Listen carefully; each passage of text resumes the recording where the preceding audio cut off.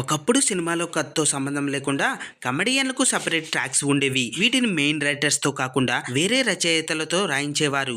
ఎంత లేదన్నా పావుగంట నుంచి 20 నిమిషాల దాకా పెట్టేవారు. బ్రహ్మానందం, ధర్మవరపు, ఎంఎస్ నారాయణ, వేణుమాధవ్ అలా పేరు తెచ్చుకున్న వాళ్ళే. కానీ కాలానుగుణంగా వచ్చిన మార్పుల వల్ల ఇలా సాధ్యపడకపోవడంతో హీరో అతని ఫ్రెండ్స్ మధ్య హాస్యాన్ని పుట్టించడమే ట్రెండ్ మొదలైంది.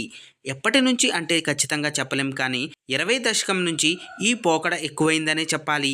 ఇప్పుడు ఈ ప్రస్తావనకు కారణం సత్య. రీసెంట్గా విడుదలైన మత్తు వదలరా 2కి పాజిటివ్ టాక్ రావడంతో సత్య పోషించిన పాత్ర చాలా కీలకమైంది. బయటకు వచ్చిన ఆడియన్స్ శ్రీసింహ గురించి కాకుండా సత్య గురించే ఎక్కువ మాట్లాడుకున్నారంటే దానికన్నా వేరే నిదర్శనం అక్కర్లేదు. ముఖ్యంగా ఫస్ట్ హాఫ్ మొత్తం పగలబడి నవ్వించేలా పేల్చిన లైనర్స్, టైమింగ్, బాడీ లాంగ్వేజ్ ఒకదానికి మించి మరొకటి ఓ రేంజ్ లో చెక్కల గింతలు పెట్టాయి. మత్తు వదలరా 1లోను తన టాలెంట్ చూపించిన సత్యకు దర్శకుడు రితేష్ రాణా ఈసారి దానికి రెట్టింపు స్కోప్ ఇచ్చాడనే చెప్పాలి. స్క్రీన్ ని తినేస్తాడేమో అని డౌట్ వచ్చే రేంజ్ లో నిజానికి సత్యలో ఇంత మంచి పొటెన్షియాలిటీ ఉందని గతంలో ఎన్నోసార్లు రుజువయ్యింది. హనుమాన్ లాంటి విజువల్ గ్రాండియర్ లో కనిపించేది కొద్ది నిమిషాలే అయినా తన ఉనికిని చాటుకున్నాడు. డిజాస్టర్ మిస్టర్ బచ్చన్ లో కాస్త ఎంటర్టైన్ చేసింది ఎవరయ్యా అంటే మళ్ళీ వినిపించే సమాధానం సత్య అనే చెప్పాలి.